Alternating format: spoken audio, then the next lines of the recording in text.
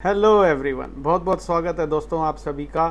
दोस्तों, जब हम इस मार्केट में आते हैं कुछ काम ट्रेडिंग या इन्वेस्टमेंट करने के लिए, तो हमारे सामने मीडिया चैनल्स के थ्रू, सोशल मीडिया के थ्रू, हमारे दोस्तों के थ्रू या हमारे कोलीग्स के थ्रू हमें एक स्टडी के बारे में पता चलता है, और वो है स्टडी टेक्निकल एनालिसिस। और हमें ये बताया, सिखाया, सुनाया जाता है कि टेक्निकल एनालिसिस के बिना हम ठीक तरीके से ट्रेडिंग या इन्वेस्टमेंट नहीं कर पाएंगे। और जब हम इस टेक्निकल एनालिसिस नाम की स्टडी को सीखने के लिए जाते हैं, चाहे हम किसी सेमिनार के थ्रू, वेबिनार के थ्रू, हम कोई किताबें उठाएं या हम सोशल मीडिया पे कुछ टेक्निकल एनालिसिस से रिलेटेड सर्च करें, हम कोई आर्टिकल पढ़ें, हम कोई बुक्स पढ़ें, हम कुछ भी करें, हमारे सामने जो भी पहली चीज़ इस टेक्निकल एनालिसिस को लेकर के आती है, आप लोगों ने भी वो सुन रखा होगा। वो चीज़ क्या है? कहीं ना कहीं पढ़ा ज़रूर होगा। अगर आपने ठीक तरीके से टेक्निकल एनालिसिस की पढ़ाई करी है, किसी अच्छे टेक्निकल एनालिस्ट के पास आप गए हैं कुछ सीखने के लिए, तो उन्होंने भी आपको ये बात ज़रूर सिखाई होगी। और वो बात क्या है दोस्तों? आप कोई भी टेक्निकल एनालिसिस की किताब उठा करके देखिए, उसके पहले पेज पर एक लाइन लिखी होती है, और वो लाइन क्या है कि प्राइस डिस्काउंट्स एवरीथिंग। आप लोगों ने ये लाइन ज़रूर पढ़ी होगी, जिस कहीं से भी आपने कोचिंग ली होगी, उन्होंने आपको ये लाइन ज़रूर सिखाई होगी।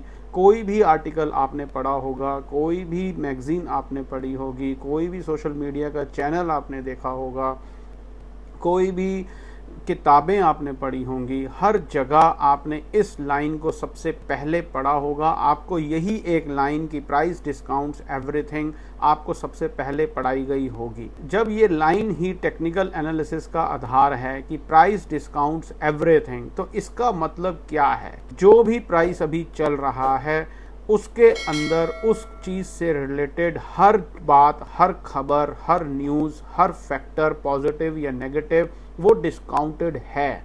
हमें जो प्राइस इस समय दिख रहा है, उस प्राइस के अंदर पास्ट में जो हो चुका, जो करंट में हो रहा है, और जो फ्यूचर उसका एक्सपेक्टेड है, वो उसके अंदर डिस्काउंटेड है। जब ये सारी ही चीज़ें उस प्राइस के अंदर डिस्काउंटेड हैं, तो फिर हमें कुछ और देखने की ज़रूरत क्या है?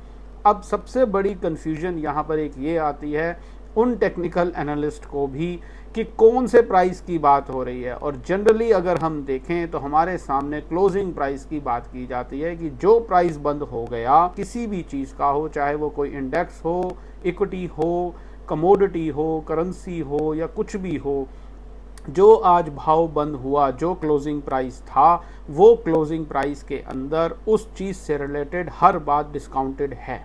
जब टेक्निकल एनालिसिस की पहली लाइन ही हमें ये बोलती है कि प्राइस डिस्काउंट्स एवरीथिंग, तो फिर हमें कुछ और चीज़ें देखने की ज़रूरत क्या है? और उस टेक्निकल एनालिसिस स्टडी के अंदर और बहुत सो कॉल्ड टेक्निकल एनालिस्ट ने बहुत सारी चीज़ें अपनी तरफ से इजाद करके डाल दी, जिनको हम इंडिकेटर्स, ऑक्सीलेटर्स के नाम से जानते हैं। जैसे कि RSI, MACD, ये किसी ने बनाया, उसने एक इंडिकेटर बनाया इसी प्राइस को लेकर। आप कोई भी इंडिकेटर उठाओ, सपोज हम RSI की बात करते हैं, तो RSI जो इंडिकेटर जिसने भी बनाया, आप गूगल पे सर्च करेंगे, आपको उन महानुभाव का नाम मिल जाएगा।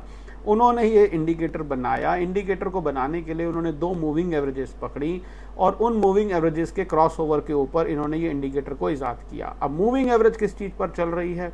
क्लोजिंग प्राइस के ऊपर। तो फिर से बात वही आ गई कि जिसने सबसे पहले टेक्निकल एनालिसिस की इजाद करी थी, उसने बिल्कुल ठीक कहा था कि प्राइस डिस्काउंट्स एवरीथिंग, लेकिन वो बेचारा भी लिखना ये भूल गया मेरी नज़र में कि कौन सा price, opening price, closing price, current market price, या हाई प्राइस, या लो प्राइस। तो मेरी नज़र में जो करंट मार्केट प्राइस चल रहा है, जो अभी हो रहा है, वो प्राइस हर चीज़ वो डिस्काउंट करता है, जो भी उस चीज़ से रिलेटेड चीज़ें हैं।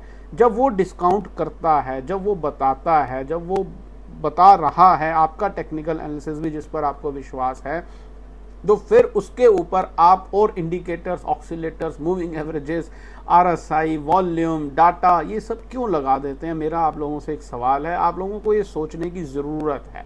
और अगर आप में से कोई ये कहे कि उस प्राइस को और डिफाइन करने के लिए, उस प्राइस की और मलाई निकालने के लिए आप ये सब चीज़ें उस पर लगा देते हैं, तो मेरे दोस्त आप फिर से एक बहुत बड़ी गलती कर रहे हैं कि आप एक प्राइस के ऊपर एक और प्राइस लगा रहे हैं और उसके ऊपर एक और प्राइस लगा रहे हैं। तो जो असल में प्राइस कहना चाह रहा था वो तो छुप ही गया। और यही मेरा उद्देश्य है आप सभी को बताना कि टेक्निकल एनालिसिस नाम की स्टडी से मेरी कोई नाराज़गी नहीं है, मेरी कोई दुश्मनी नहीं है, लेकिन टेक्निकल एनालिसिस की पहली लाइन, मैं भी जब इस मार्केट में आया था तो सबसे पहले मैंने टेक्निकल एनालिसिस की किताबें ही उठाई थी आप लोगों की तरह, लेकिन मेरे हाथ में जो भी किताब आई उस किताब के फर्स्ट पेज पर फर्स्ट लाइन यही मैंने लिखी हुई पाई कि प्राइस डिस्काउंट्स एवरीथिंग। और बाय ग्रेस ऑफ गॉड जब इस बात का मैंने छोटी सी लाइन का मतलब डेप्थ में जाकर के समझा तो मुझे क्लियरली ये पता चला कि प्राइस जब डिस्काउंट हर चीज़ कर रहा है तो उसके ऊपर मुझे और प्राइस को लगाने की ज़रूरत क्या है, जिसको हम इंडिकेटर, ऑक्सीलेटर या डाटा का नाम दे देते हैं। तो कहने का मतलब दोस्तों क्या है कि अगर मैं सब बातों का एग्जैक्ट एक मतलब निकालूं वन वर्ड में,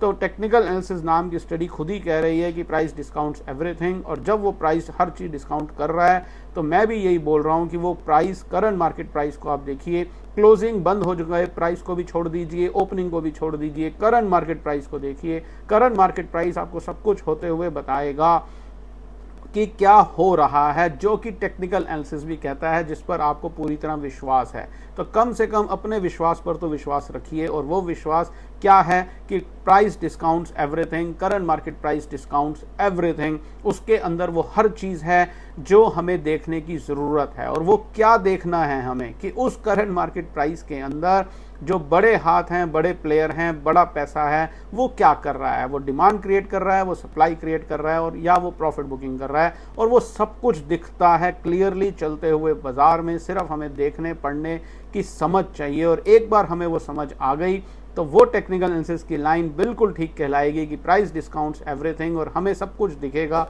होते हुए।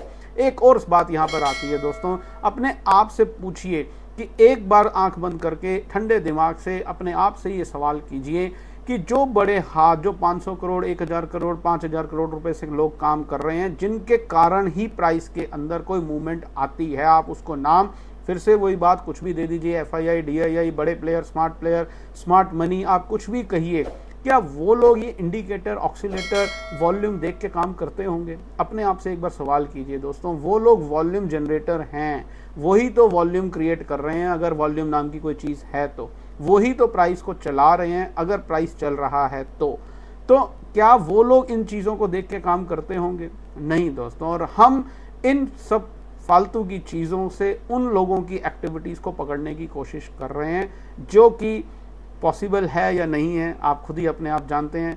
मैं इस बारे में क्या कहूँ, मैं तो सिर्फ इतना कहूँगा कि करंट मार्केट प्राइस को देखिए। करंट मार्केट प्राइस आपको सब कुछ बताता है होते हुए कि क्या हो रहा है। और जब आप उसको देखना शुरू कर देते हैं तो फिर किसी भी तरीके के सेकेंडरी चीज़ों की, जो टेक्निकल एनालिसिस का पार्ट है, उनकी आपको ज़रूरत नहीं पड़ेगी, क्योंकि टेक्निकल एनालिसिस खुद ही बोल रहा है प्राइस डिस्काउंट्स एवरीथिंग। उम्मीद करता हूँ कि मैं जो समझाना चाहता था आप लोगों को समझ में आ गया होगा। तो अब चलते हैं अपने टॉपिक की तरफ कि आज 26 सितंबर 2023 के ट्रेडिंग सेशन में प्राइस के अंदर क्या नई डेवलपमेंट हुई। कुछ भी नहीं हुआ दोस्तों। प्राइस फिर से एक बहुत छोटी सी रेंज के अंदर कंसोलिडेट कर बंद हो गया। और price action theory demand supply के बेस के ऊपर बड़ा क्लियरली हमें कल 27 सितंबर 2023 के लिए फिर से वही बात बोल रही है कि जो डिमांड क्रिएट हुई थी 4 सितंबर 2023 के ट्रेडिंग सेशन में, उस डिमांड की लगभग ऊपरी लेवल्स पर 18, 20 और 21 सितंबर के ट्रेडिंग सेशन में प्रॉफिट बुकिंग हो चुकी है, अनवाइंडिंग हो चुकी है। लेकिन अभी भी बहुत थोड़े से ही सही लेकिन लॉन्ग्स बचे हुए हैं। और आज का ट्रेडिंग सेशन खत्म हो जाने तक भी प्राइस के अंदर किसी भी तरीके की कोई सप्लाई का दूर दूर तक नामो निशान नहीं था। तो प्राइस एक्शन थ्योरी बड़ा क्लियरली हमें ये बोलती है कि जब तक 19,470 स्पॉट निफ्टी का लेवल एक सफिशिएंट सप्लाई के साथ ना ब्रेक हो जाए, तब तक हमें बाय ऑन डिप्स की स्ट्रेटजी अपनानी है। लेकिन बाय करेंगे कब? जब प्राइस कहीं से एक सफिशिएंट डिमांड के साथ यू टर्न लेगा। तो प्राइस एक्शन थ्योरी हमें ये बोलती है तब हमें अपने लॉन्ग्स में और एड ऑन्स करने चाहिए। अब वो कल होगा या परसों होगा ये हमें नहीं पता, लेकिन वो जब भी होगा प्राइस के अंदर दिखेगा, अकॉर्डिंगली हम अपना कोर्स ऑफ एक्शन करेंगे। अगर कल के ट्रेडिंग सेशन में 27 सितंबर को प्राइस के अंदर जो थोड़े बहुत लॉन्ग बचे हुए थे, अगर उनकी अनवाइंडिंग होगी तो वो भी दिखेगी, हम अकॉर्डिंगली अपना कोर्स ऑफ एक्शन करेंगे। अगर कोई सप्लाई क्रिएट होगी तो वो भी हमें दिखेगी, अकॉर्डिंगली हम अपना कोर्स ऑफ एक्शन करेंगे। लेकिन आज का ट्रेडिंग सेशन खत्म हो जाने तक स्टोरी बहुत सिंपल सी है। Price action theory demand supply के बेस के ऊपर बड़ा क्लियरली हमें ये बोलती है कि बाय ऑन डिप्स का बाजार है जब तक 19,470 स्पॉट निफ्टी का लेवल एक सफिशिएंट सप्लाई के साथ ना ब्रेक हो जाए। तो आज के लिए दोस्तों इतना ही। उम्मीद करता हूं आपको हमारे चैनल के साथ जुड़कर हमारे कंटेंट से काफ़ी कुछ सीखने को मिल रहा होगा और आपके ट्रेडिंग और इन्वेस्टमेंट स्टाइल में काफ़ी फर्क आ रहा होगा। वीडियो को सिर्फ अपने तक ना रखें, दूसरे लोगों के साथ शेयर ज़रूर करें। अगर हमारे चैनल पर नए हैं तो चैनल को सब्सक्राइब भी कर लें और बेल आइकन दबाना ना भूलें, ताकि आने वाले दिनों में हम प्राइस एक्शन स्टडी के बेस के ऊपर यहाँ पर जो भी बात करें वो आपसे ना छूटे। वीडियो पसंद आई हो तो लाइक का बटन ज़रूर दबाएं। कल आपसे फिर से मुलाकात करेंगे इसी समय इसी चैनल पर, और फिर हम इवेल्युएट करेंगे कि 27 सितंबर 2023 के ट्रेडिंग सेशन में प्राइस के अंदर कोई नई डिमांड क्रिएट हुई, जो डिमांड बनी हुई थी उसकी प्रॉफिट बुकिंग हुई, या कोई नई सप्लाई क्रिएट हुई। तब तक अपना बहुत बहुत ध्यान रखिए। Stay healthy, stay fine. Thank you very much.